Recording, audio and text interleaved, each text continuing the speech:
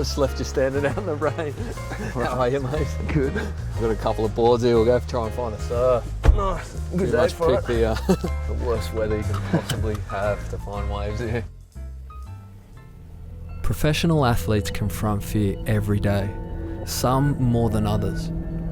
I've built my career around fighting fear, and believe me, it's a love-hate relationship. I want to get into the minds of those who tackle fear and understand how each individual does it. Do they trick their mind, or do they embrace their scariest moments?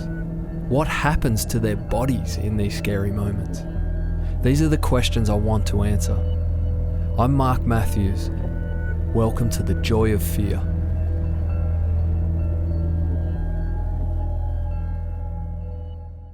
The last time I surfed, I went with my youngest brother's really into it. He took me down to Burleigh. Yeah. And he was like, oh, we'll just jump off the rocks. Like, tripped over, fell in, and was just getting pounded. And I'd borrowed a board from his one of his mates. I didn't want to wreck it on the rocks, so I'm there trying to hold this board, just getting hammered into the... Oh, man. Finally, like, got out and just had blood everywhere. I wish that has to be on footage. And everything gets filmed these days. That is on did footage like the somewhere. walk of shame, like back along the rocks, just like covered in blood. Mate. And my brother's out the back. He said everyone was just losing it Oh, laughing. it's the funniest thing ever when you're in the surf and it happens. But don't worry, it happens to the best of us. Is there stuff that you do, like leading up into like the biggest moments, like World Cup, final stuff like that? Is there anything specific you do?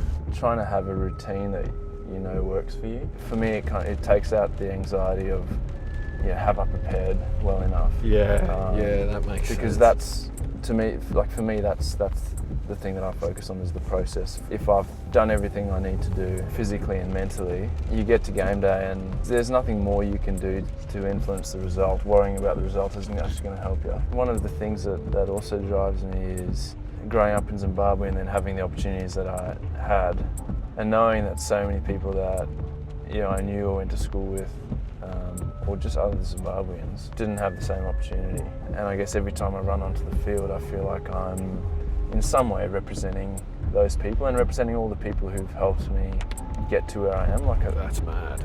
For me, like I got injured a couple of times, and you come back and you've got some fears about getting re-injured, but at the end of the day, like, you blow out your knee again, you might retire and rehab, but when you're faced with something where like you could legitimately die. I was actually going to ask you this question because I want to know how you did it. Come back. What was your... It's terrifying, man. Yeah? It's just, when you experience it, it's not as dangerous as it looks. It's not like every one of those waves is life-threatening completely. But the injury factor is definitely there. Like, the injury side of it, to me, is terrifying. And you went through it, right? You had your knee, and then what, you like went 2 or 3 games, and... Yeah, like I think the thing for me was like after the first one, you're like, it's a contact sport.